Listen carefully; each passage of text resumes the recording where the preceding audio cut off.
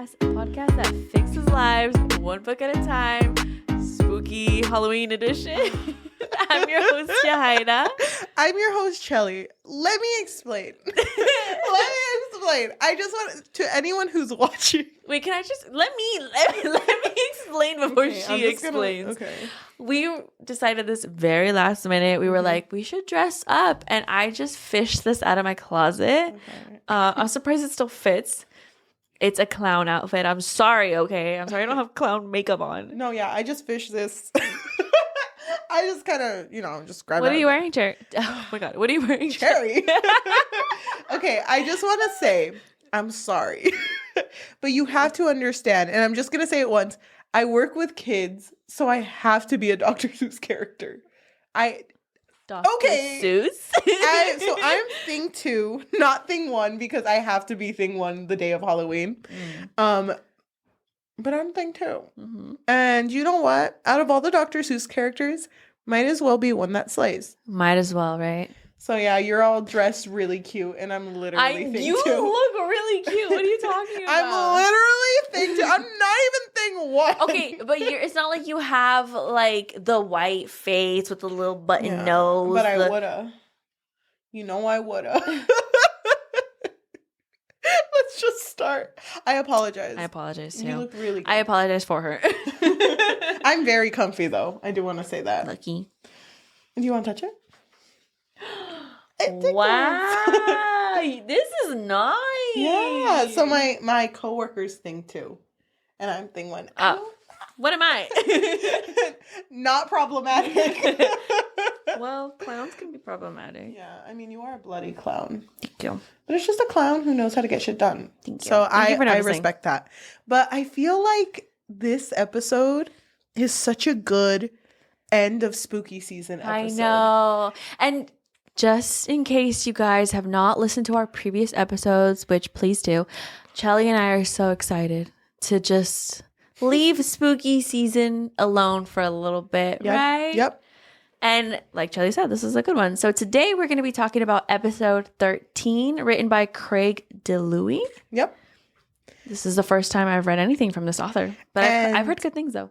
I had no idea what to expect. Mm-hmm. No, I had no spoilers. I didn't read the summary. Same. So, and then when you talked about it, I was just kind of, you didn't give any indication how you felt about it. And neither did I. Wait, but I do want to say that I got this audiobook off of Libby, but I also already had the ebook. But me getting the audiobook, I was like, okay, I should start. Listening to the audiobook, immediately I texted you. I was like, you need to get the audiobook. But it was immediately. Funny, but do you remember you texted me and you're like, the audiobook's pretty good. And then I don't think I texted back. And then you texted again and you were like, the audiobook is really good. Yeah, I was like, I think I said you need to get the audiobook, didn't I? Yep. And Because I felt like if you didn't get the audiobook, our experiences wouldn't have aligned. Yeah, I agree. It Right? wouldn't have. I feel like if you are going to experience this book, and if you have the book, because I liked reading and following along. Same. You need to listen to the audiobook. Yeah, it's so important. Good. It really changes the way that you take in the information that's happening. But that being said, both of us did not tell each other how we feel about this book. Like the story itself. Yeah. But knowing you, because I know you like spooky things. Thank you.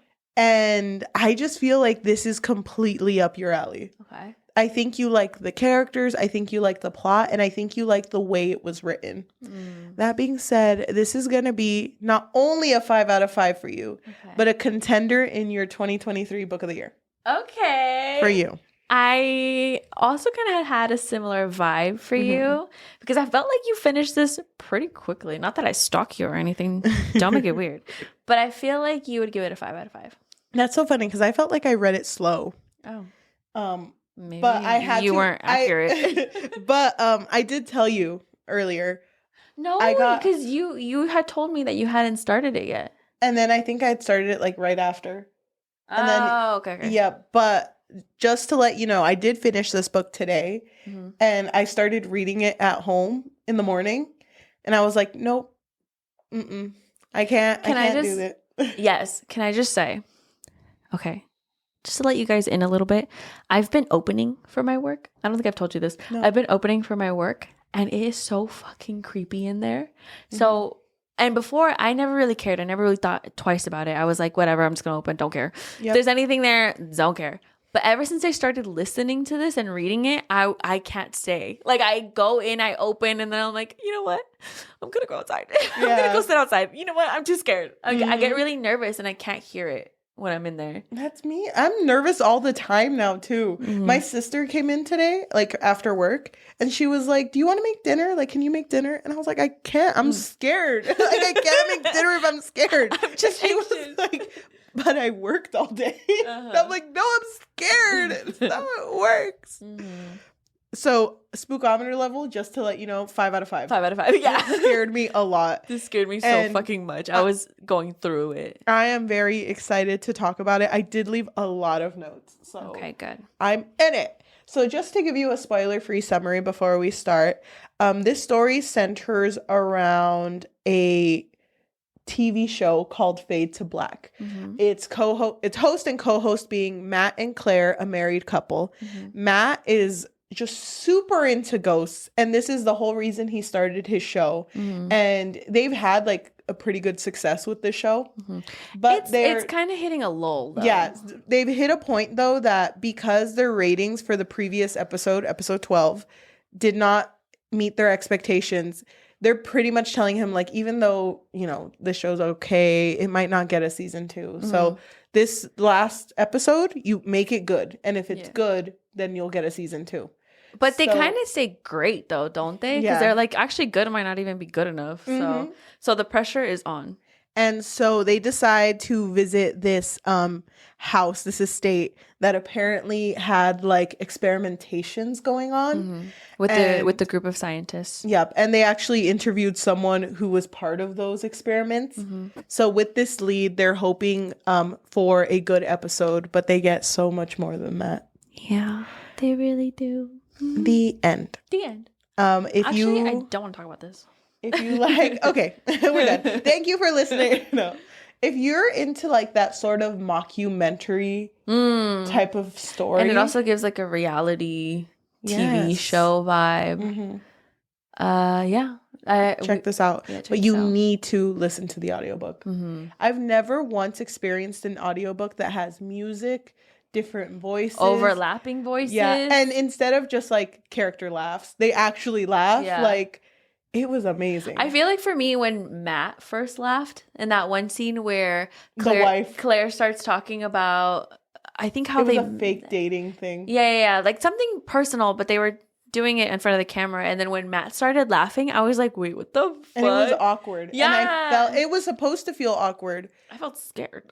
But yeah, it adds kind of to the eeriness because the author waits to finish whatever sound they're making in order to continue reading. Mm-hmm. And that was a long ass laugh. Yeah. So I really, really, really appreciate the audiobook. Go check it out. It was amazing. And then I don't even think they like recycle laughs. Because I feel like for me, I was trying to pay attention. Like, did that sound like the last laugh? I don't think it did. No, they never sounded the same. Mm-hmm. So this book starts with an editor's note that I thought I could skip because it was an editor's note. Mm-hmm. But the editor's note is actually part of the story. Mm-hmm. And it's basically talking about the Foundation House in Denton, Virginia. And this is the house that their episode 13 of Fade to Black is going to be about. Mm-hmm. So this house is said to be haunted because it is on an estate that used to have like a plantation. Mm-hmm. So there used to be slave workers here. Mm-hmm. But it was also an estate that was used for experimentation on people. Yeah. So a lot of people died here. And then they never learned what happened to this group of scientists. Like they kind of just went missing. Mm-hmm. And so they have no... That's the only lead they have, which is barely a lead. Mm-hmm. But they're like, yeah, let's try to make an episode 13 out of that. Yeah. And just to kind of give a little bit of a backstory, what was his name? Matt? Yeah.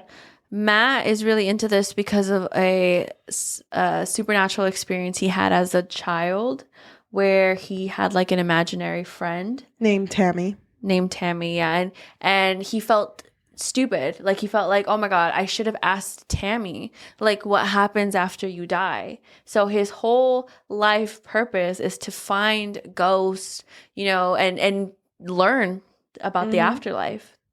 But obviously he's never really had much luck. No. And I don't know if you got the same vibe from him, but he's so, for lack of a better word, he's just kind of not completely there.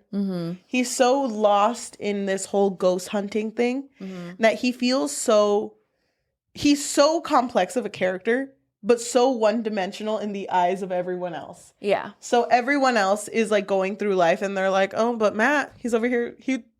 Matt loves ghosts, loves his wife. He would marry a ghost, but first his wife.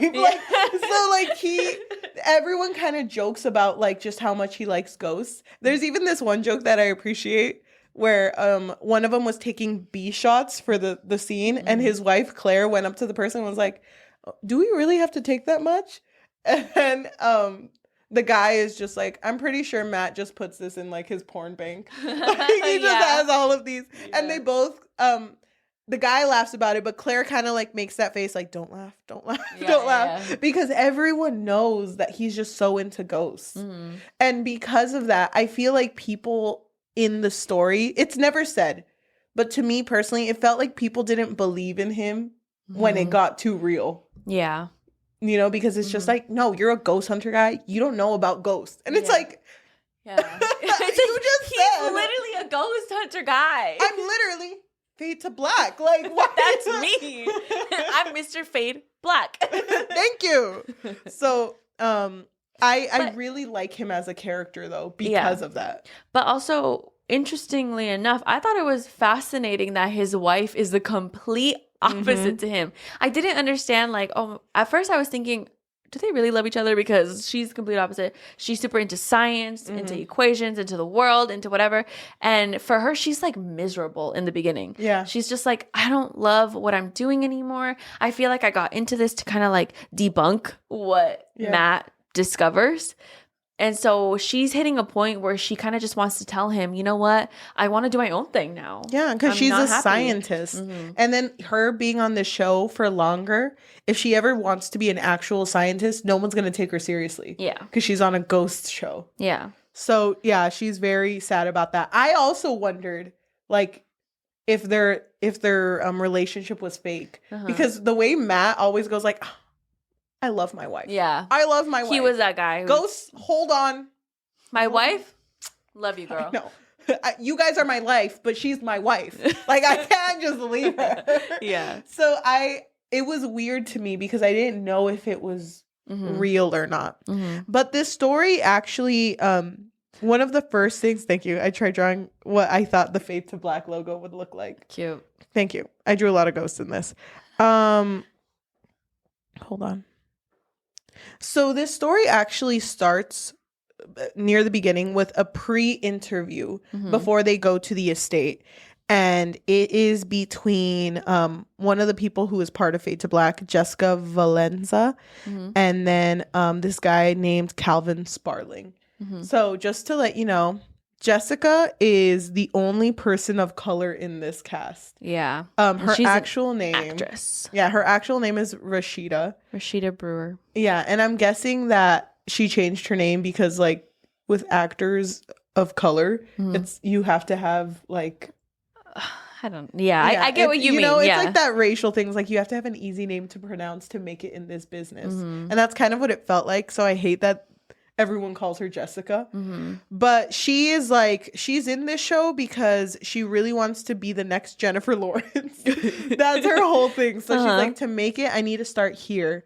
And she always gives it her 110%. So she's hoping that this episode is going to push for Claire to be kicked off the show so she could be the co-host. Yeah, and that's pretty much what also sparks the rumors that everyone thinks that she's in love with Matt. But she doesn't help the rumors either, because when she's talking to her sister, she's like, I get it, Matt's hot and everything, but I mean, I wouldn't marry him. I don't have a ring in my pocket. I know, I wouldn't marry him. He's already married. I know, come on. But she has a interview with Calvin Harris and Calvin Sparling. And Calvin Sparling is someone who had went through these experimentations in this house. But when interviewed, he's kind of like, I have no fucking idea what happened in there. I'll be honest with you. It's kind of like a blur, right?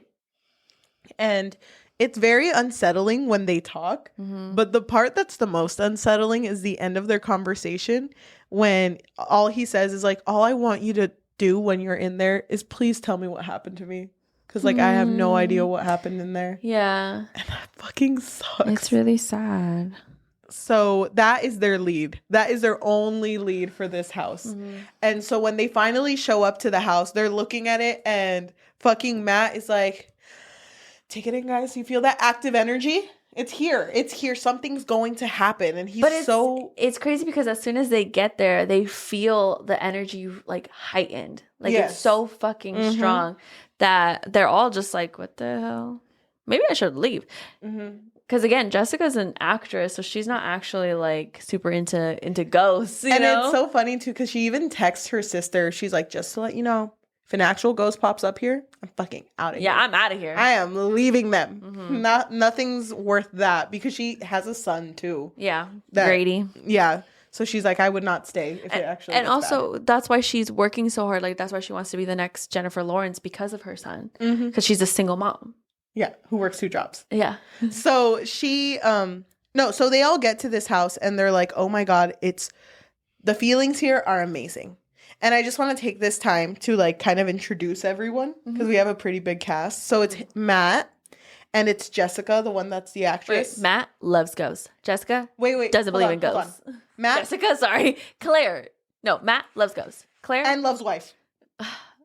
Okay. Start over, please. Matt loves ghosts and loves his wife, Claire. Claire doesn't believe in ghosts. And is getting ready to quit, and is the wife. The wife, yeah. The wife, yeah. Jessica, actress, next Jennifer Lawrence, maybe, is trying to take the spotlight because she wants to replace Claire. And I want to introduce Kevin, the audio guy. So Kevin, the reason he decided to be part of this show was because before this, he was a cop. And during one of like a domestic abuse call, he was like, oh, this is like the regular stuff. I know how to deal with this. He went in there to the domestic abuse call, and the person who had called murdered her husband in a really horrible way and was so detached from the situation. Like, she was just like, yeah, he's over there, you know? And I think she even cooked him, right? Yeah. And then it was so, like, nonchalant. Like, she didn't even realize what happened. But then Kevin started to feel like this weird sensation of like to kill and to get rid of her because she's horrible. But then he heard a demon's voice. And I don't remember if it told him to do it or to get out. I think he said do it. Right? But then he ran out. And after that, he went back to, cop school, wherever the cops Cop school. Yeah. And he was Where just Judy like, Hopps was. Mr. Big Cop, like, the main cop. Mr. Main Cop. The Mr. Big Cop. I just want to let you know that this happened. And I'm really spooked, but, I handled it really well. He, like, left the other guy back. I'm literally a pro. I know, seriously. The other guy is just like, okay, do I read your Miranda rights? Okay. But he basically told this, the main cop, that he feels like there should be a paranormal unit in the police because this is happening. And they all laughed at him. And he basically left angry. And he's like, I'm going to prove it to you guys that ghosts are real. That ghosts are real. Yeah. So that's basically like his motivation, is that he wants to prove to everyone that he's not crazy. And him, Kevin, and Matt, out of everyone, are the only 2 that heavily believe that ghosts are real. Yeah. Because then there's also Jacob, who's the video guy, and he's just like... Jacob? He's just like, Jake. Jacob? You're calling him his government name? But Jake is just kind of like, I video. Yeah. I'm not the main character. I see everything. And also, he gets so irritated because the producers want to go into a direction where it becomes like a reality show. So they want their personalities to show more. And that includes Jake. And Jake is just like, fuck that. No, I'm a camera guy for a reason. I don't want people to know anything about me. So I will let you know that when Claire gets her first speaking part. So when they're at the house and it's the first night, she's writing in her journal and she's just writing about how like she just doesn't feel like she is. Yeah, she doesn't feel like doing this anymore. That she wants to pursue science because her whole thing is she wants to know things that people don't know. And they say this later in the story, but just to bring up, the way that her and Matt met was at a Barnes and Nobles because like the ghost section was right next to the science section. Yeah. And he was like, what book you picking out? And he was obviously picking out a ghost story book, but she was picking out a book about quantum realities. Which is just like, okay. You know? And he was like, oh yeah, no, I read that one. Yeah. Oh, I already read it, actually. Yeah. Weird that you're barely picking it up. Anyway, do you want to swap books and then talk about them over dinner? Maybe? It was cute, though, because he was like, let's buy each other the books. Like, I'll buy yours and you buy mine, and then we can talk about it. That's so sweet. Yeah. So at this point, I didn't know like how genuine their relationship was, but you can tell that she does. For me, it didn't feel like love. It felt more like pity at this point. Yeah, like she feels like she doesn't want to let him down. That's kind of how I felt in the beginning too. I felt like Claire just always went along with Matt because she wanted him to, I don't know, make his dreams come true of, you know, that thing that he never made happen with Tammy. So I kind of just felt like she was just going along with it and ended up being miserable. So I mean, I don't know. I felt bad for her, but I also didn't like her approach to any of this. I didn't like her approach at all. Yeah. Throughout the whole thing. Yeah, me neither. So the first night, they plant everything that they have to plant. They have like this room, the apparition room, where they just put random stuff. So they put like a Bible, a doll, a Ouija board, things that like the ghosts would want to play with. Yeah, because you know ghosts. Yeah, they like to play with things. Yeah, so they leave it all in a room, and they come back the next day and nothing happened. And they listen to the audio, and it's funny because at one point they're like, you hear that? But it's just Matt and Jessica having a conversation in like another room. Yeah, they're using that, what is it called? EMF? Yeah. And they're talk. I felt really bad because Jessica tried to have a conversation like, are you here to hurt us? Like, who are you? And just silence, like nothing. Well, actually, remember, she didn't say, are you here to hurt us? Well, I think she said it once, not on the first night. But and then apparently Matt's whole thing is positivity. He's like, no, you ask them if they want to do Pilates with you. Okay, girl? Like, don't be asking them if they want to hurt us. Yeah, he was just like, no, that's not the approach we want. So the first night doesn't go well. But then it's funny because I think the next one is Matt's journal, and he's just like, we did it. We did it, boys. This is amazing. This is going to make great television. Also, they're on a limited time crunch because the house is going to be torn down. So I think they were only granted like 3 days in the beginning. And so he's like, we got to figure something out. And it's funny because him like talking about like, this is going to be it would always be in emails to the producers of the show. So he was like, no, you guys, this one is going to change the world. You're not seeing what I'm saying. So I see ghosts. After the second night, well, I should say first, the second night is where the first thing happens. But before the second night, Kevin, the one who really, really believes in ghosts because he saw that demon, you know, he's talking to Claire, and he basically tells Claire that he wants to take the show in a new direction. Because like he doesn't want this reality TV bullshit. He wants to focus on the ghosts because that's what this whole show is about. And he tells her this expecting her to kind of like put him down. But then she's like, no, I agree. You should go tell Matt that. And he's like, oh, Clara. Well, he kind of brings it up in a way that's like, well, I know why the show is failing. And it's because we're focusing too much on the thing that doesn't matter. Like we're not exactly what the show is about. It's about the ghost. But yeah, I was also surprised that Claire was like, yeah, you know what? Why are you telling me this? Tell Matt. Let him know. He's the boss. Someone made a comment before this conversation too that Kevin has a little bit of a crush on Claire. Oh my God. Yeah. One of them, I can't remember on which journal, but they were like, Matt loves Claire. Claire loves Matt. Jake said it out loud. So No, Jake he said it in his thing. Did he? Oh, you're right. He did because journal. he's the camera guy, so he notices everything. Yeah. And it's funny because he was saying all that, and I was like ready for like Matt to be like a fucking cheater, but he just wrote Matt loves his wife. Like that's Matt has a crush on his wife. I think is what he said. Claire has a crush on his wife. Kevin has a crush on Claire. Mm-hmm. Jessica has a crush on Matt, and Jake has a crush on Jessica. Yeah, it felt like it all kind of went around. Mm-hmm. But the second night, they're all shocked because in the room that was closed, the apparition room, the Bible was torn up. Something was thrown across the room. I think only one of the pages was torn. The front. It was just like... Yeah.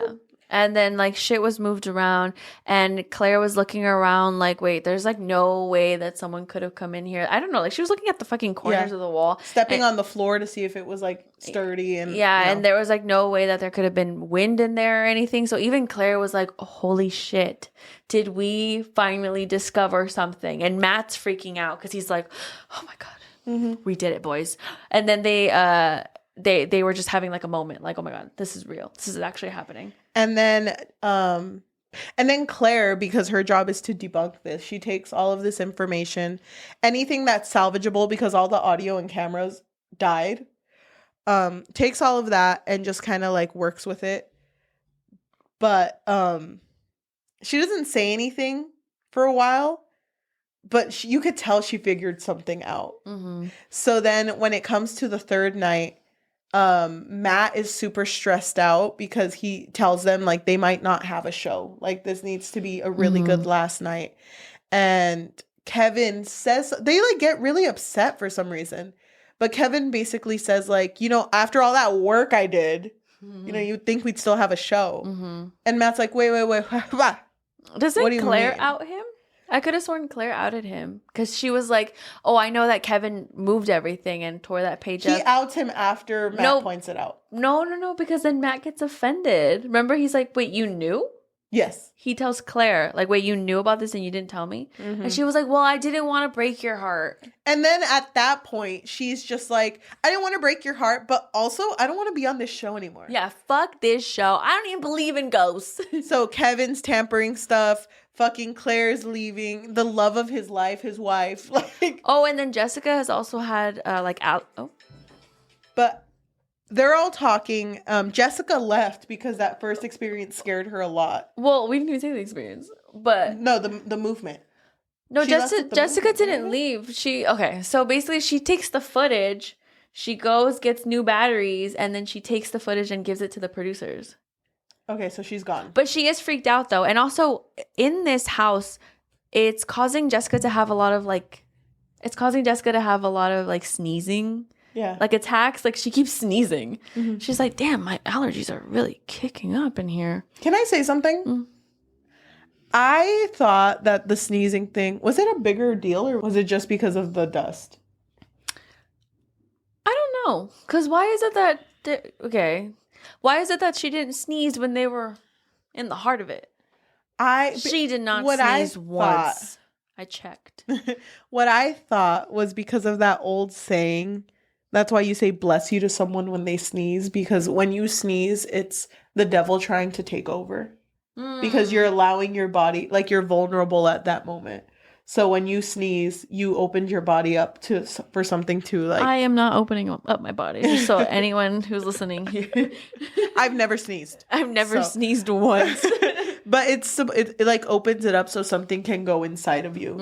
And that's why you're supposed to bless someone after they sneeze. Because it's like, may God bless you. And nothing goes inside of you. Amen. Damn. So I thought that was the whole thing. Okay, but in the middle of all of this fighting, they all of a sudden hear music being played. And can I just say, loved hearing the audio of that. Yeah, so did I. I thought it was so fucking creepy. Because even Matt was like, who the fuck is playing music? He was like, you guys better not be playing with me. You better not be playing with me right now. And so they go to the apparition room because that's where it's coming from. And the song is creepy, dude. Yeah. Is it a real song? I don't know, and I don't want to look it up. I'm too scared. Also, wait, can I just point out a little fun fact? Yeah. or how the show works, I guess. So Claire says there are 4 known categories of hauntings. One is where an event imprints energy onto the environment. At some trigger, the event replays itself like a tape. Another is inhuman, which might be demonic or elemental. A third is a poltergeist, where a spirit uses a human as an agent for telekinetic activity. And the last is typically what we investigate, which is an intelligent haunting. That's where the spirit is conscious, intelligent, and may be willing to communicate. So this basically lets us know that they've never really dealt with anything besides like the basics, right? Yeah. And just to let you know, she did leave. Jessica did leave because she saw shit move. So she did end up going home after that. She didn't go home. But she was shook. And then after this, she So went home. Jessica ended up going to meet the producers to give them the tape. And remember, they saw the tape and they were like, oh my God, we extended it because it's so good and juicy. You're right. They granted us 2 more days. Please work your magic. Okay. And then she got new batteries. So that's basically what her job was to get new batteries for them. Okay, so when they hear music, it is so fucking creepy because it's like an old like 80s song, I think. Mm-hmm. I'm not sure what time, but yeah, it's old. The music grows louder, and they hear it. It says, "The groovy people are here. Good times will last all year. Don't let the man get you down. Turn your sad frown upside down. A brighter future is near. Open your heart and lend me your ear. There's nothing to fear but fear. There's nothing to fear but fear." And it keeps repeating that last part. So I feel like it's very intentional with trying to make them feel connected to the song. Mm-hmm. Because I mean, they all have different fears, but I feel like by saying open your heart, it's like, okay, like just stay here though, you know, like stay here, trust the process. And yeah, I think so too. And they end up seeing like a ghost lady, like a really tall ghost lady dancing, and all of them are all shook. And it's funny because to me, what I thought is fucking all of them just going like, oh shit, oh my, and Jake's like, shit, like, you know, he's like with his camera.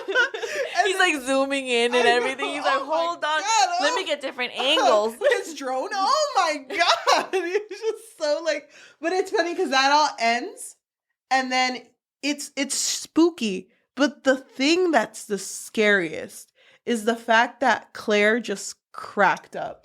Oh my gosh, she could not stop fucking laughing. Again, listen to the audiobook. Her laughing was so like maniacal. And then it was over the words. So it was scary because she was laughing while the story continued too. And it was just too much. And honestly, like, it broke her because she's such a scientific person that seeing this before her is just like, it just broke her mind. She's just like, what the fuck is this? She's like, it's real. Oh my God, it's real. Oh my God. But because like the next chapter is her journal and she's basically like, this has changed my world.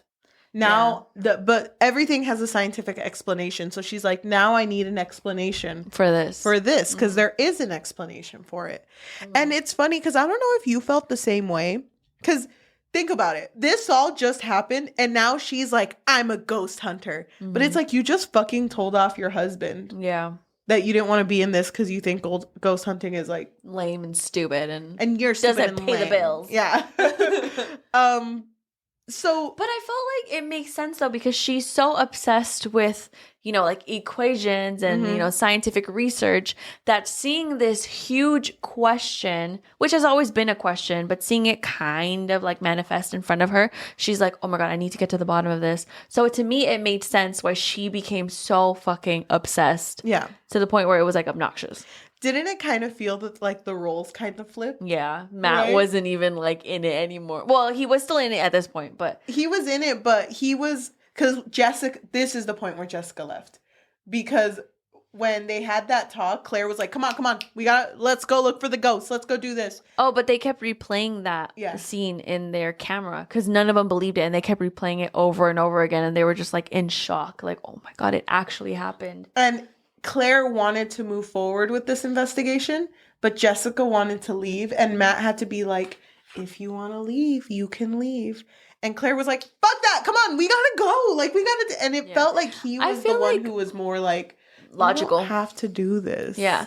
And that's something that I appreciated about Matt is that he always let his team know that even though he was the leader, like everyone has free will. Like you guys can leave if you are feeling unsafe. Yep. And that's why I feel like a certain way, because it felt like also, yes, he would constantly tell him that, but because he was known as like the ghost loving guy, I feel like everyone just thought he was that.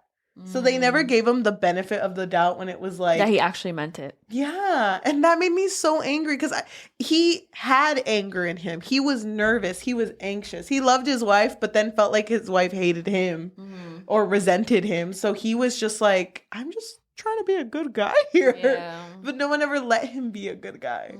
So I felt for him a lot. He did let Jessica leave, but they continued their investigation in day 3. And... what? Isn't it the same thing that happens?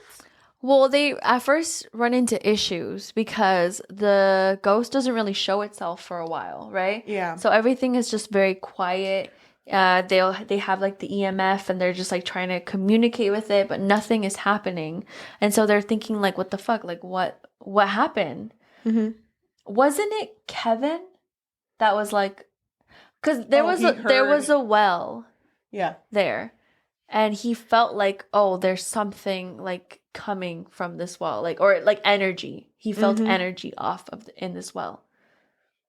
Yes, he did. And he went to go check alone and he ended up getting EMF readings, so audio readings.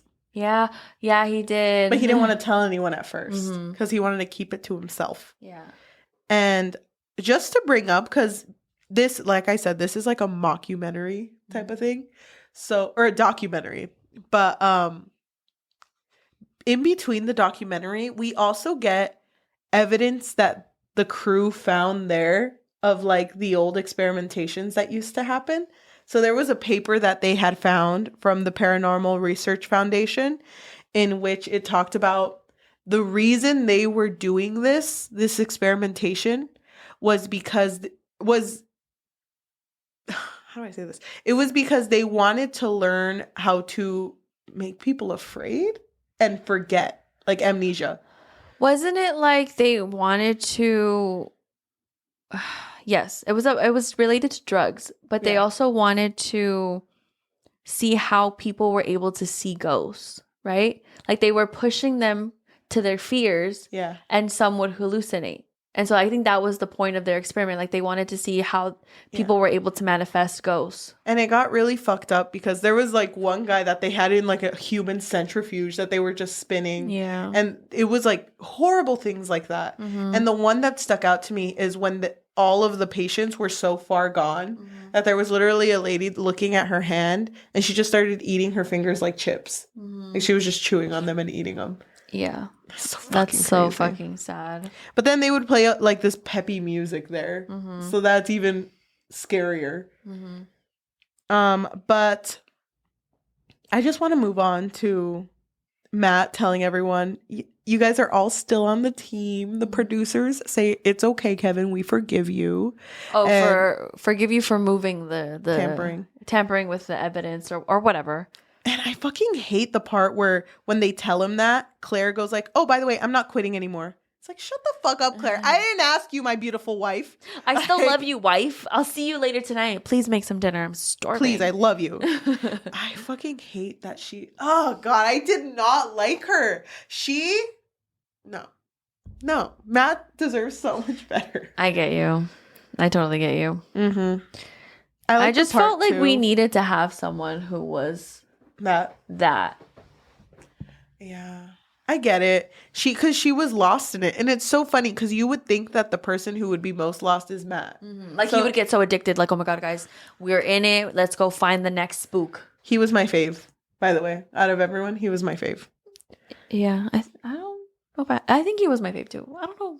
I really like Jessica. I hate it though because Matt had nightmares about Claire yelling at him. saying, "You're not even a man, Matt. You're a delusional boy who spent his whole life pining over a little ghost girl you made up. You play hide and seek for a living. The only thing you're an expert at is pretending. You don't deserve this. You're a joke, a fraud, a vaudeville barker. And the worst part is that you think you're not."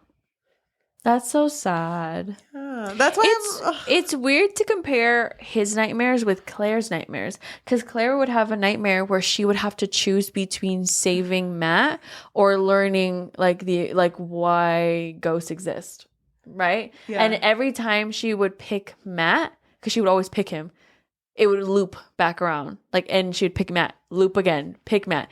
When she finally picked the ghost, that's when she woke up. Yeah. So it's such a difference between their dreams. I hate Claire. She's such a valid. I don't think I hate her though, but valid. I don't like her. So Jessica left, remember? She's gone. Mm-hmm. But then she had a moment where she was like, "You know what though? This is history." Yeah.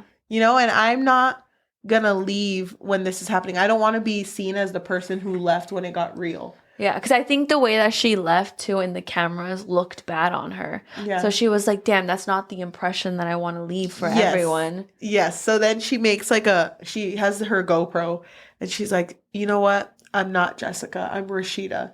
And I just want to say that because this is real, I'm going to give you the real me. Mm-hmm. So I might not act like, how you've seen me before, but it's because this is real." Yeah, and also I'm not in love with Matt. Okay, that's gross. Don't say that. Even though he has beautiful eyes, I don't love him. No, she really doesn't. I know. She doesn't like Matt. I know. But she also says that even though many people think that she's more of a party girl, she's not. She's more, a stay-at-home mom vibe.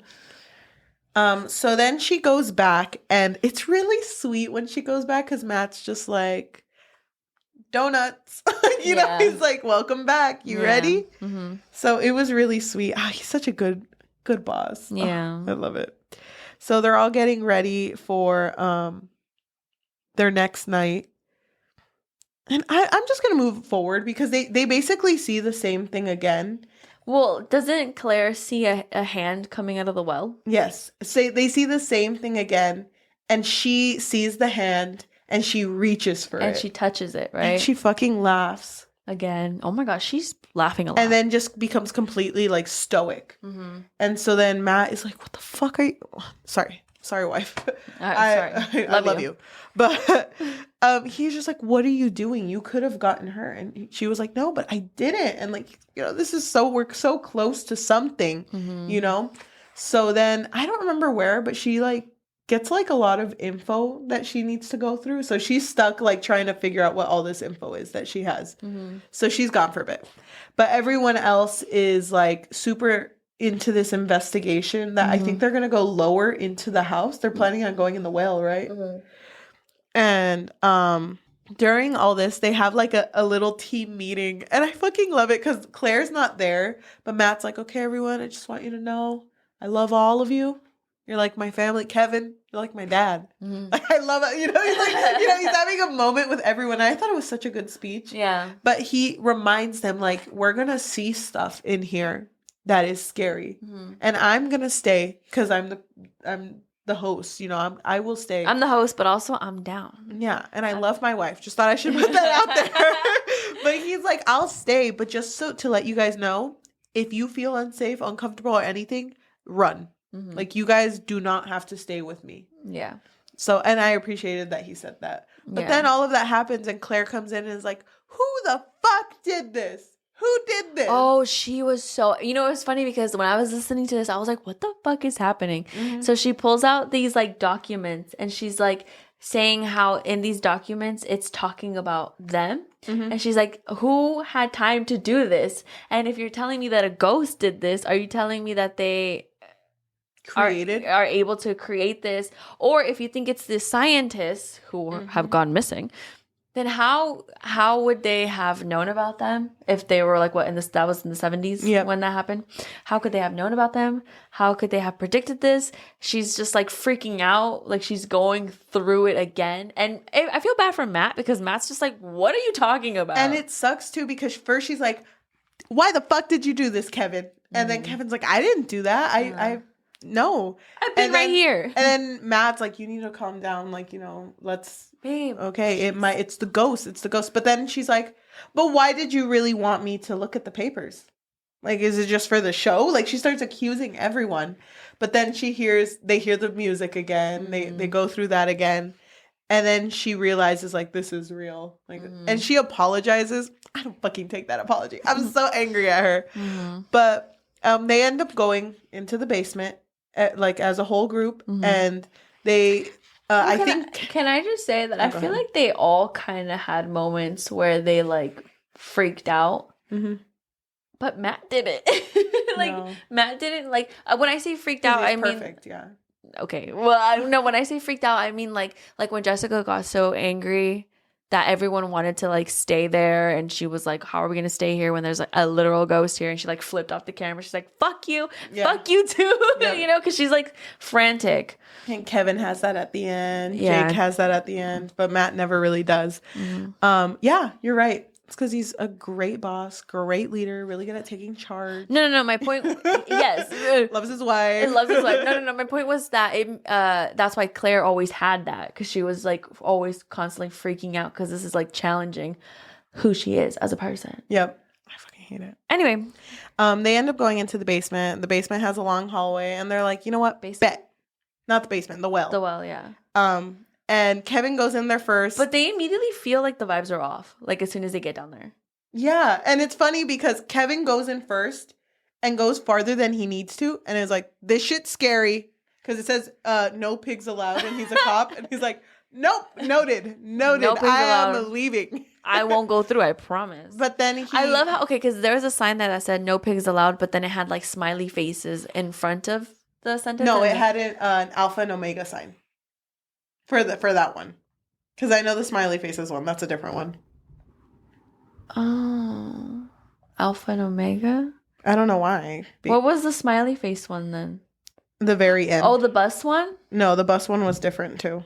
Okay, so in front of the no pigs allowed was an alpha, and then in the end it was an omega. But then there was also another sign that said, only the real you need apply. And then it had the smiley face in the front and the back. What the hell do you think that means? Only the real you need apply.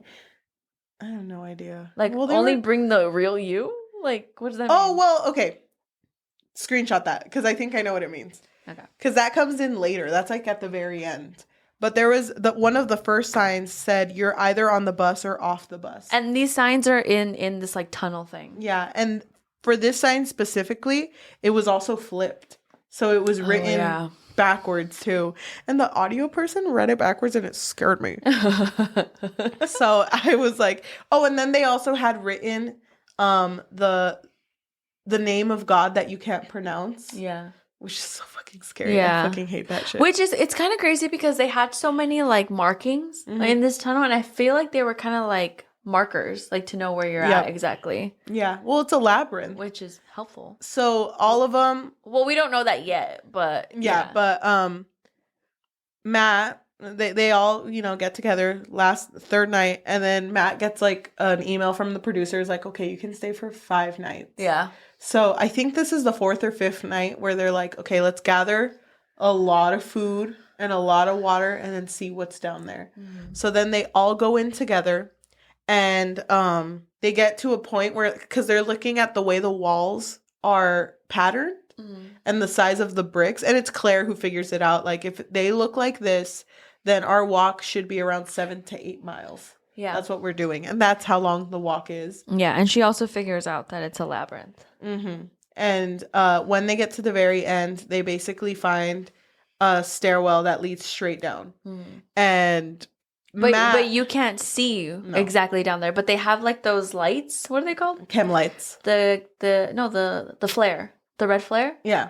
So Kevin lights it up, drops it, and you can't even see where it landed. Yeah. So then at that point, I think it's Matt who's like, they're messing with us. Yeah. Like they don't want to give us an answer. And there is no answer. Yeah. So we just need to head back and Yeah, because I feel like at this point, it's obvious that there is no there's no getting out of this either, right?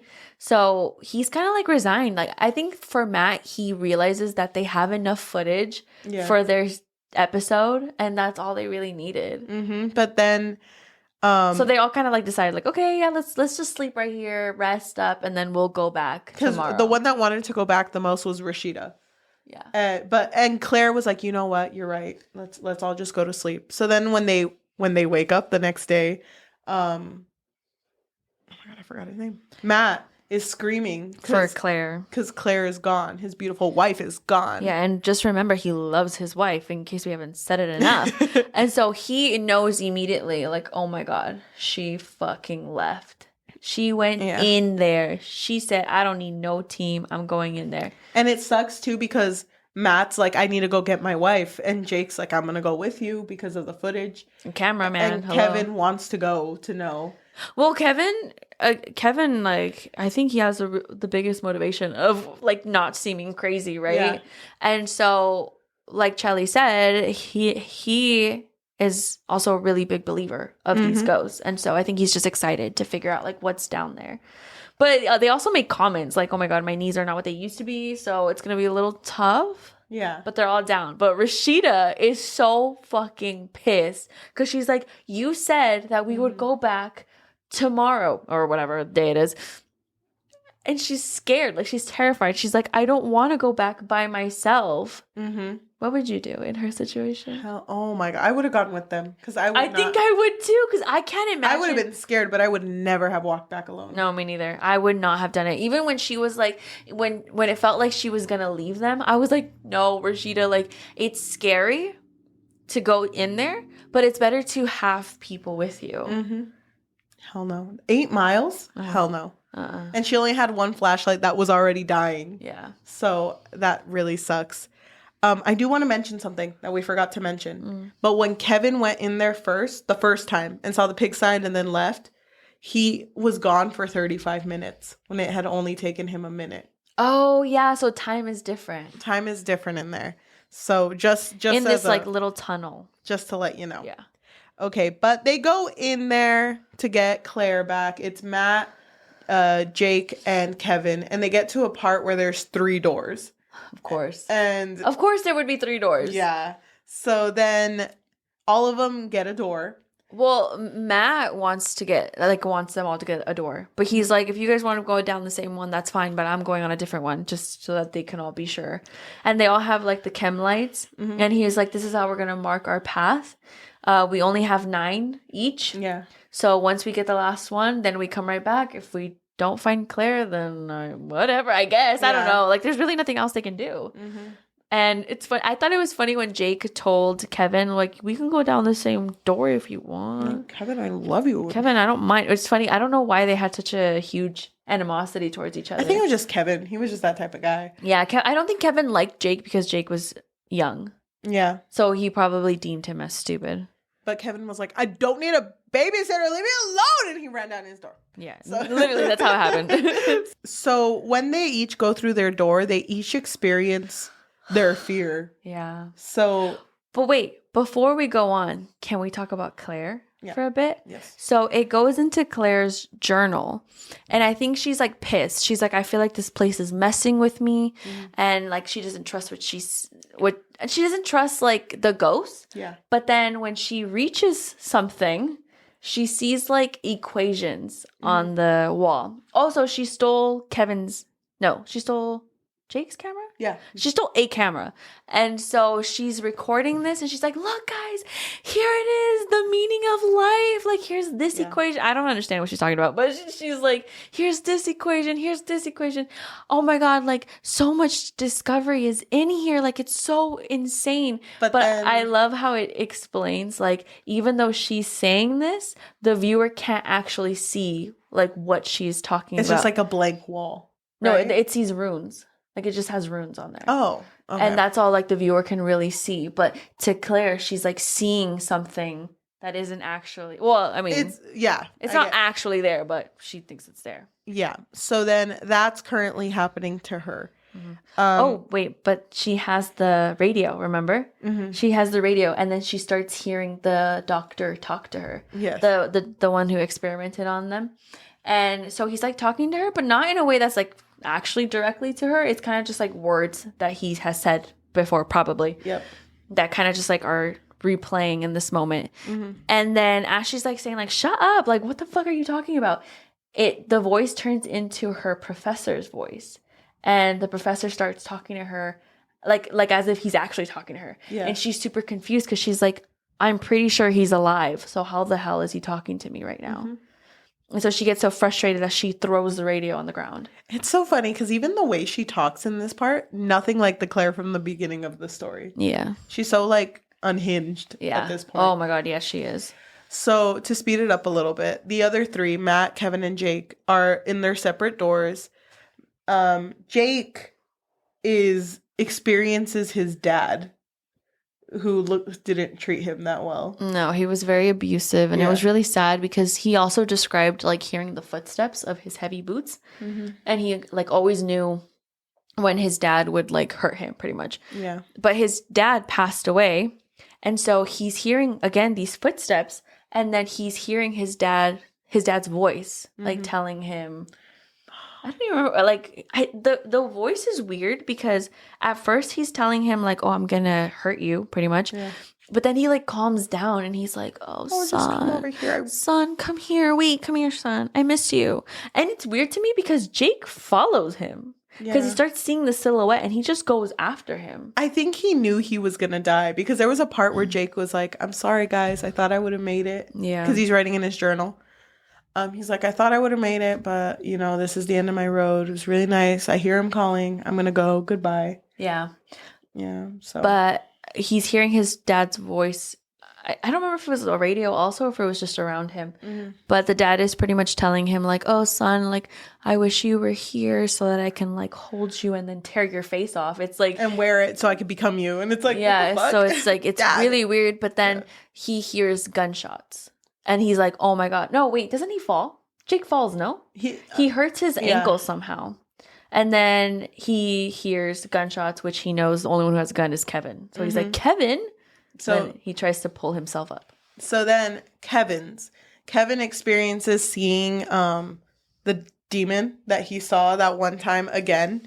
And that's why he's shooting, because he's like, I ain't gonna go down that easily. Well, he's shooting because he's like in a house of mirrors kind of vibe. So there's a bunch of mirrors and he's seeing this demon get closer to his reflection. And so in his brilliant mind, he's like, oh my God, if I shoot the reflection, I kill it. So that he's shooting the mirrors. And that's why Jake also hears like shards.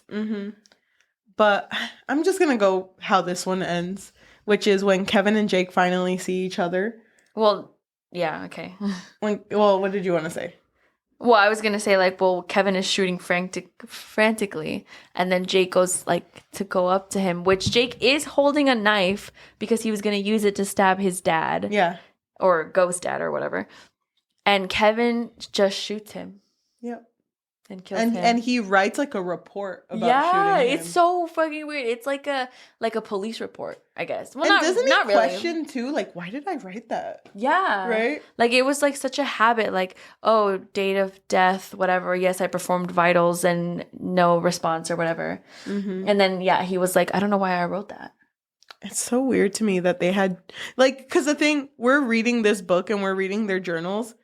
But it's scary to me to think that they're in the middle of this and they think to take out a book and write about it. I don't know if they actually did, though. No, they did, because remember, Rashida does that in the dark. Like, they are actually writing while it's happening. Okay. It is kind of weird to me, too, but whatever. I guess they write fast. They're like, hold on. Yeah. Well, it kind of makes sense to me, though, because that was what their show was. They did the journals. Yeah. And they even mention the journals. Like, they talk about them. So, you know. But Jake is dead. Kevin killed him. So, now let's talk about Matt. And then, but Kevin does have a reaction where he's, like, crying hysterically. Yeah. Do you remember the hysterical crying? Yeah. And then he's, like, crying into his palm. And he's just like, damn, I'm sorry. And I felt bad for Kevin at this point. Because he really didn't mean to do that. So just remember that. Let's just put a pin on that one. Mm-hmm. So Matt, the door he went down, he is visited by his BFF Tammy. And wait, we didn't bring something up. Can I just bring something up really quickly? Yeah. So you know those letters that Claire found where the ghosts are pretty much exposing each of them? Yeah. And how they actually are as people? The ones that she thought were fabricated by Kevin. Yeah. So in Matt's, they tell him that he lied about Tammy. Why do you think it said that? I think he did. You think he did? I think he did, but I think he got to the point in his life where he's lied about it for so long. That he believes it? Yeah. That's crazy. Because I think there was a line that said like that, yeah. It was very quick, Yep. acceptance of, yeah, it was fabricated, but, you know, like it didn't really go deeper into it. And I do want to say, too, there was a conversation that Matt and Claire had where he asked her, like, did you read the rest of my file? Mm-hmm. And she was like, I did. I'm sorry. And he was like, well, do you still love me? And she was like, yeah, of course I do. Yeah. So I wonder what the rest said. Mm-hmm. Probably he's a lying bitch. He's always cheating. Been lying. But loves his wife. Cheating, still loves his wife. But, yeah, that's a good thing to mention. Mm-hmm. So he's hearing Tammy. He's hearing Tammy, and he's like, nope, Tammy, don't want to talk to you. Get out of here. I'm an adult. You're a child. I don't want to talk to you. Mm-hmm. And she's like, but I know where Claire is. I can take you to Claire. She's a child. Yeah, she's a child. Wow, I pictured an older woman. Okay. Okay, but I don't know anymore. She's fake anyway, so who cares? But Tammy takes him to Claire. And as soon as she sees Claire, or as soon as he sees Claire, it's like, oh my God, how are you doing? Are you okay? And Claire's like, oh, yes. I mean, Am I okay? Look at this. And it's like nothing on the wall. She's like, look at this. I found the meaning of life. And she's just like going on and on about like these equations on this wall. And he's just looking at it and he's like, I don't see anything. And then she freaks out. Yeah, like she gets mad at him because she's like, oh, you ruined it. You show up and then they're gone. Mm-hmm. And so then she starts clawing at the walls, right? Yeah, like her nails start bleeding. Oh, that's horrible. But she's doing all that and he's like, you need to calm down. Like, this is what it wants from us. Like, we need to go back. But she's like, no, we need to go forward because there's always an exit at a labyrinth and I feel like we're close. And then he's like... Oh, it's because they keep hearing a humming. Yeah. Like a machine is whirling and they are getting closer to it because it sounds louder now. You know what they also said that sounded like, though? It was the heartbeat of God. Remember? I do remember that. Oh, my God. So I fucking hated that shit. Yeah. But then Kevin pops up and he's like, guys... Are you real? Oh, that was the line. Are you real? But he's like, oh my God, guys. Jake? Craziest thing just happened. R.I.P. Jake. Jake died on accident. My demon ghost killed him. Yeah. I really tried. Like, I was like, Jake, bestie, I'm here for you. And Jake, bestie, just wasn't there for me. Which is crazy because he insinuates that the ghost killed him, right? And so at this point, no ghost had ever, like, really made contact, like, maliciously. So Claire is like, oh my God, wait, what? This just changes everything then. Yeah. So they can hurt us. Yep. And yeah. But then Jake's ghost comes and is like, you shot me. Fuck you, shot me, bitch.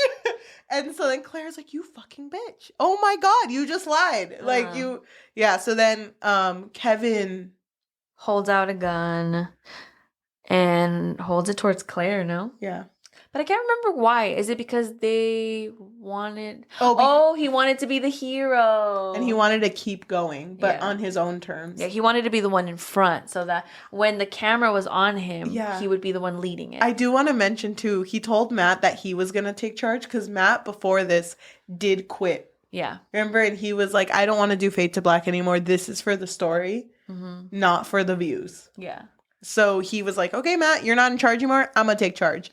And then they get up to a part where it's like a difficult decision. And it's funny because Matt's like, hero, leader, what are you going to do? And I'm like, oh, fuck yes, Matt. Get that moment, Matt. So does Kevin die? Oh, because his demon thing comes again. Not the demon. Remember when the voice, the let me try again. The person he shot before his demon experience came and he runs away from it. Wait, what was that again? The let me try again? So Kevin, remember Kevin, the demon story? Yeah. So before the demon story, he actually went through a really traumatic experience where he shot someone, and even though that person begged for their life, and that person kept saying, "Let me try again. I can do it. Let me try again," and it really traumatized him. So so he was hearing Jake's voice, but then he started hearing that voice. And then Kevin ran away. And Kevin's shooting at it, by the way. Yeah. He's just like that. I think that's what he thinks is going to save him, the gun. But then there's a bestial snarl that fills the air and a horrible ripping sound while Kevin screams. And I think that's the first ghost that hurt someone. Okay, so then they do. They can. Yeah. But it's funny how it took until Kevin lied about it for it to happen. I feel like they're just manifesting things. Yeah, at this point. So then Claire's like, "Where's Kevin?" And Matt's like, "It doesn't matter. We need to move. We need to go." And while they're running, the floor under Matt just falls. Yeah. And he falls a very long distance and is like bones broken, everything broken. Rib broken. Yeah. Still loves wife, but he's like dying. Yeah. And Claire is now in the decision of like, the door is right there, but do I save Matt? Like she's in what her nightmare was. And she chooses to go forward. Yeah, she picks the door. That bitch. How do you feel? How do you feel at this point? I don't know. I feel conflicted. Why? Because I feel bad for Matt. I do too. I feel like Matt deserves love. But isn't it crazy? Because she goes through the door and she basically becomes like all-knowing. She becomes all-knowing, but also particles. Yeah. So she's floating around and she goes to Matt.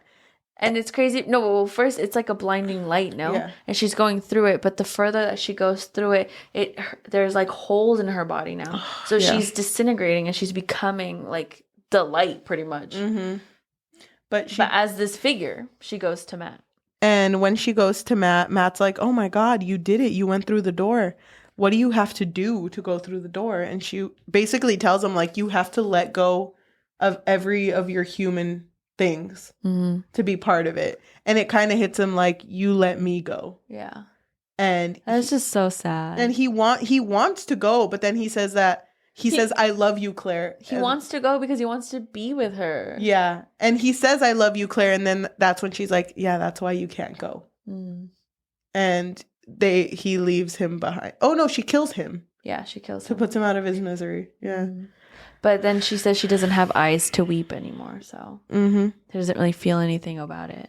Also, let's talk about Jessica. So Jessica had left the team. She was like, "Fuck this." Well, they left her. True. Well, I mean, I guess they left each other, but whatever. So she ended up traveling back to the beginning. But when we get to her journal entry, it says that she's just been walking around in circles because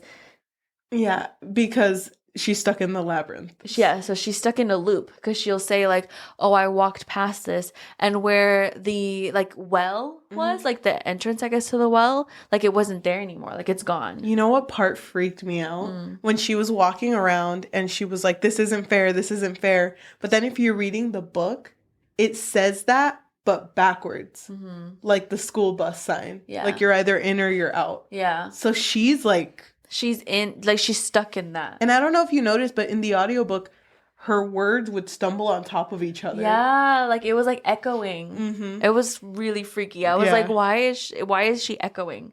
And her light died too. So she was walking in the dark and writing in the dark. Yeah, but and also I kind of like that it was echoing because it felt like even though it's like a claustrophobic feeling, it's super vast because she's by herself.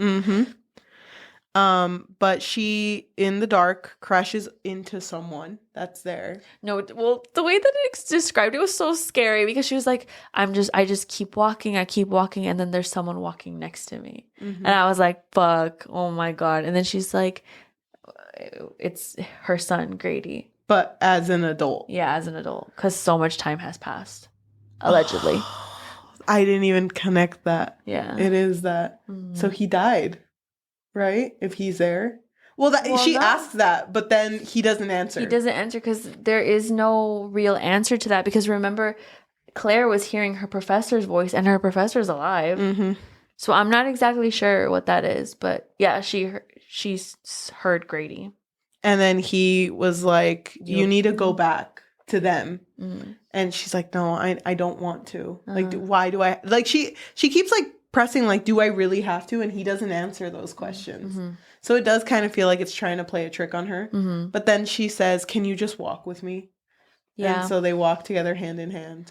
But I don't even think she can go back, right? No, she can't. Because I feel like she's just in this like time warp of this one like beginning part. I feel like maybe she can go back, but she can't escape the way she came in. Because that's how labyrinths work. Mm. So if she chose to go back, she probably would have been able to. But who, like at this point, who knows? Like with how the story ended. Mm-hmm. But with Claire being all-knowing, having killed Matt, everyone else died. She's like, I'm ready to be all-knowing and to basically be a god, but Jessica's still alive. Mm-hmm. So then that's where that ends. Mm-hmm. And we get the last part of the story, which is, well, 2 parts at the end. We have everyone basically talking about this house, and Fade to Black did get a season 2. There's a whole new cast, and they like basically just talk about this house being like really great. Mm-hmm. Okay. Cut it again. 5 years later. I think it's 3 at first. 3 and then it's 5. Yeah, but they demolished it. And now it's like a resort springs area. And so a family is there. And it's so scary because they're filming a home video. And that one is the 5 years later. Yes. It's the very, very end. They're filming a home video. And one of the little kids, like the parents are talking. And one of the little kids is just staring as someone who like looks like horrible. Mm-hmm. I don't even remember how it's described. It described her as a beautiful black woman. I know, but she looks like, gone. Like it looks like she can't speak. Yes. So I remember her lips were moving, but no sound was coming out. I thought it was a ghost. Like I didn't know what was going on at that point. It is a ghost. No, it's Jessica. She got out. She got out? Yeah. I thought it meant she was a ghost. Why would Claire let her live? Okay. Just to end it, someone walks out and a little kid is like, "Who the fuck that?" Mm-hmm. And then there's a scream. Okay, let me actually read it so the listeners can also let me know what you guys think. It says, his mother turns to stare at the strange woman who is visibly shaking. Other people have noticed her as well. While the kids go on playing in the pool, the adult chatter fades to a tense, awkward silence. Dad muttering under his breath, "God, this place really draws the weirdos." Jessica Valenza opens her mouth wide until clearly forming the words, "Where did you go?" Then falls to her knees and releases a long, piercing scream of utter anguish.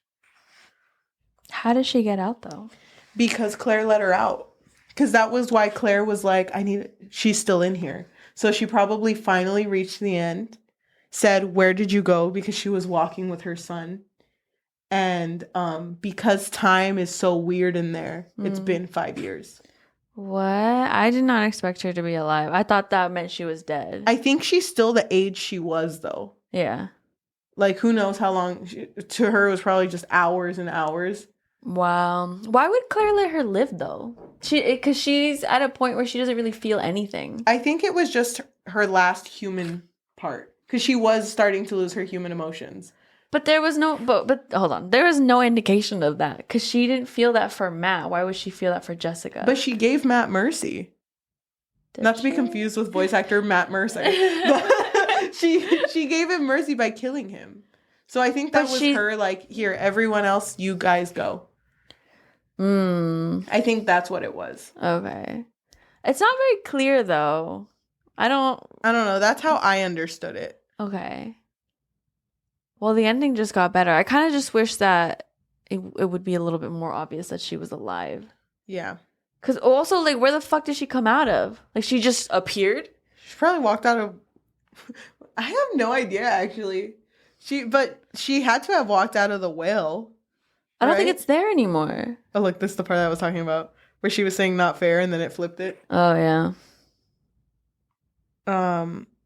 But the well's not there anymore, so... Well, with a labyrinth, nothing has to make sense. That's so scary, though. 5 years later. That kind of screws with the story, though, doesn't it? Because Brady, right? Grady. Grady was an adult. So I don't think he's actually an adult. When I feel and you also didn't see what it looks like too. I feel like the voices that they heard were just their manifestations of what they wanted to hear. That's true. Or what they're like, you know, like what their, I guess their fears really, because for her, I think she would be afraid of Grady becoming older without her. Yeah, that's true. And then Matt hearing Tammy when Tammy's not even real. Kevin seeing the demon. Jake seeing his dad. And then the whole Kevin being hurt by it because that's what he expected out of it. Mm-hmm. You're right. So I think it's just really manifestation. And also this goes back to what really happened with the experiment. So the scientists were experimenting on people and making them see shit and having them feel fear to the point where they were successful, right? I mean, the ghosts are there now, but they also became the ghosts as well. But didn't they also say at the end, Claire was like, it wasn't the humans that were being who were experimenting. It was the... Well, yeah, but that's what it turned into. Yeah. But I mean, the scientists are the ghosts now, so really they're still doing it. So. Yep. I did want to say this part, the sign that was at the door when they first entered, or when the last door that they entered through, said only the real you need apply. I thought that just meant that only if you really wanted it, which was what Claire got, you'd be able to get in. That's just... But I don't think Jessica really wanted it. No, she didn't. And that's why she got out, because of Claire letting her get out. I thought only real you would mean like, oh, you're alive. No. Like, yeah. Well, Claire is everything. So she's alive and dead. Good for her. That's true. I hope it was worth it, Claire. I hate that bitch. I feel like for me, because Matt loves her so much, I feel like I can't hate her. Because I love Matt. I do love Matt, but I don't know. I feel you though, because when I was reading this, I was so fucking annoyed with Claire from the beginning. But I also get her though. Like I understand, like her whole life just fucking turned upside down. Like now she's so obsessed with finding the meaning of this. But I don't know. I mean, the ghost just fucked with all of them. So it kind of brought out the real them, right? It did. But Matt stayed true. Yeah. Because he's a good guy. Yeah, he is a good guy. That loves his wife. But I don't think you're meant to like all of the characters. I know. I feel for Jessica. I feel so bad for her. Oh my God. I mean, well, if she really did get out, damn. She made it. At least she survived. Yep. Gosh, that is so crazy. This is a story I feel like I'm going to think about for a really long time. And if I ever recommend it to anyone, I think I'd recommend the audiobook and the book. Like together. It has to be together. Yeah, because I don't think it would have hit on its own, to be honest. I really don't. I'm not really good at reading like scripts though. So that's just a personal thing. Yeah. Oh God, it was so good. I recommend the audiobook. Overall, the story was amazing. I like all the connections, and I like that the story wasn't told in a linear way. Like it kept going back to, oh, here are some documents. Oh, here are the temperatures. Oh, here's camera. Here's journal. Here's the EMF. Yeah. So I loved all of that. I thought that it was told really well. I liked how different all of the characters were. Matt, best boy, best guy, best boss, loves wife. I love how every time we talk about him, it's loves wife. This wouldn't be in my 2023 book of the year, but this would be the first. This is like another book that I would recommend to non-readers who, like, if you commute, you can listen to this as like a podcast. You know, well, if you're down. Well, it's easy to listen to. I would agree with that. It is very easy to listen to, but it is spooky.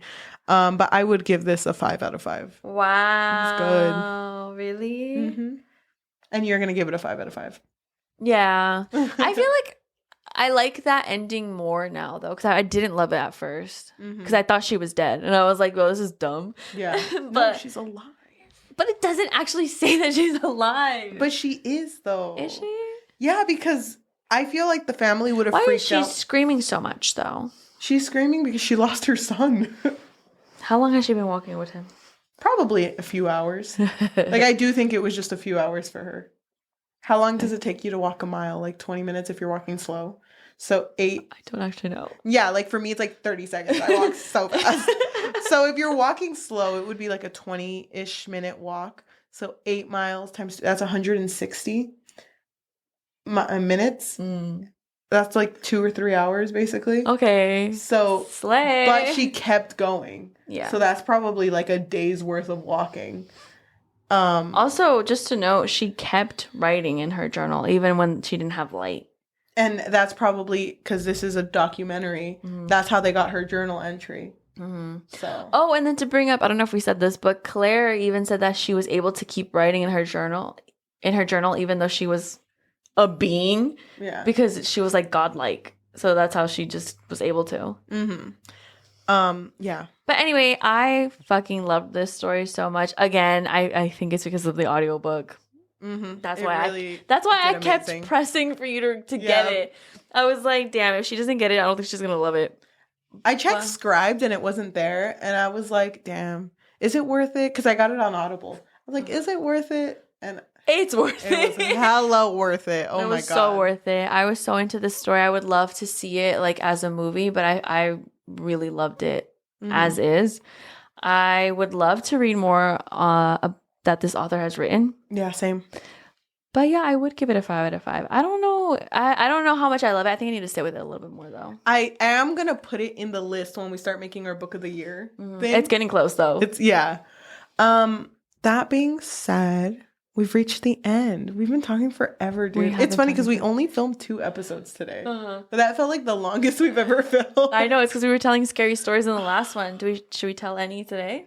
No, I'm a little scared, actually. Okay, me too. This one was really scary. Would you say this is the scariest one? Out of all of them, yes. Yeah. And also the best way to end our spooky season. I know. Oh I'm so glad it worked out really well. Yeah, I'm so glad we picked this one. Imagine we would have ended it with like nothing but blackened teeth. Oh my God. That was what we started with. Yeah, I know. It's funny because we were looking at our episodes. The last thing we talked about that was book and not horror was the Colleen Hoover book we talked about. Which feels like a lifetime ago. That does. We're so in the trenches right now. I do want to say, I'm glad spooky season is over. I kind of can't imagine that we're not going to read horror. I know, same. But I'm so scared. Like, I feel like I've become more anxious as a person. No, me too. What were your top 3 that we read for spooky season? Oh my God. Definitely episode 13. Hidden Pictures. Oh my God, this was hard. Probably Night Shift. Okay. What about you? Episode 13. Okay. The Horror. The Horror was good, yeah. And Monstrilio. What about Not Die? You shouldn't die tonight. You're not supposed to die. This ain't it. This is not the way you should die. You're right. I totally forgot about that one. That would probably be above Horror. Like, I would replace it. Okay. Even though I loved horror. Oh my God. We read such good books. Oh my God. And I'm so glad we do this for like I know, a podcast. During this season, huh? Oh, that was fun. It was really fun. Scary, but fun. I can't wait for next year. More books. Okay. Well, I mean, again, we're going to try to sprinkle a little bit of like mystery, thriller, horror throughout the year, but and just not because we, for a very long time, were just doing romance, which there's no issue with that. But I feel like now that we've done this, I'm kind of okay with just throughout the year, just sprinkling different types of stories. Yeah. In, you know, what we do. Yeah, same. But I really miss romance right now. I know. The next one is going to be just pure romance. I need to forget my suffering. I know. Next episode is going to be the start of November. We're going to be with our pumpkin spice, living it up. I can't wait.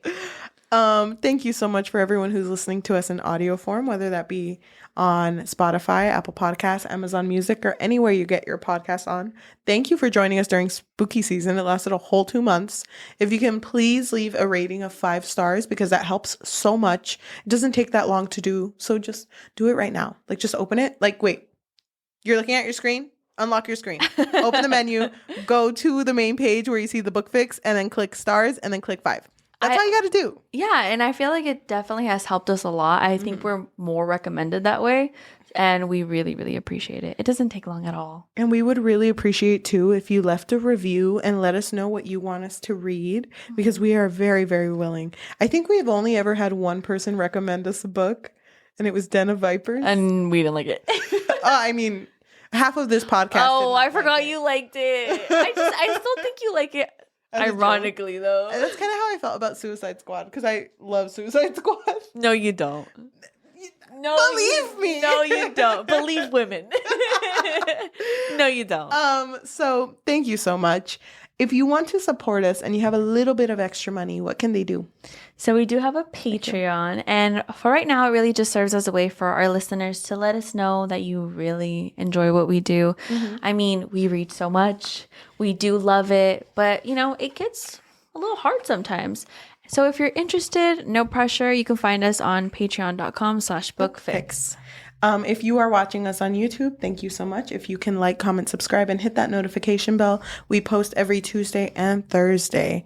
So at the end of our episodes, we read a review of the book that we just talked about off of Goodreads, a positive and a negative. And I think this is a good way to end spooky season. Seriously. I forgot what this book was called. 13. Episode 13. Do you want to do positive or negative? I'll do positive. Okay. So mine is from Michaela, who gave it a 5 out of 5 on Goodreads and said, "This book freaked me out. I listened to it really early in the morning while it was still dark out, and I was home alone. And let me tell you, that was a bad idea. I spent the rest of the day jumpy and looking over my shoulder because I was so spooked. This just worked for me in almost every way. Also, the audiobook is a total standout. There is a full cast audio performance and even sound effects for the things and music. And wow, I just felt like I was so immersed in the story. I definitely recommend picking up the audio if you can get your hands on it, because it's truly an experience that will enhance the story for you. Episode 13 is told with mixed media formatting. And you begin with an interview in the very beginning where they talk about what's happening. This story just creeped me the heck out. Overall, this thoroughly horrified me. Just the sound effects on the audio alone really chilled me. I listened to this in one day, and I feel like it's the type of story that you can just fly through and never want to put down." Okay, so my review comes from Rachel. They gave it 1 out of 5, and they wrote, "This started off with such a promise, but was let down by the formatting. It tried to be clever and creepy by building a story using journal entries, emails, scripts of raw video footage. Instead, it's just a jumbled, disconnected mess of a narrative that was never scary. There's very little tension, and by the end, I just wanted everyone to hurry up and die. The very end is just eye-roll inducing." Damn. Thank you so much for listening, and we will see you next week. Bye. I'm going to tear this off. And then we're going to be... I just threw that on the floor. No, if I tear this off, I meant the costume. Oh, right, costume. Did we say that? Yeah, I apologize. This felt like such a long episode. It did. This felt like a long day. Oh. You don't love hanging out with me? No, I mean, I didn't mean it like that. You're just someone I know. Oh my god. I'm sorry. They're gonna think you hate me. I take it back. I want to get out of this. I'm so hot. Same.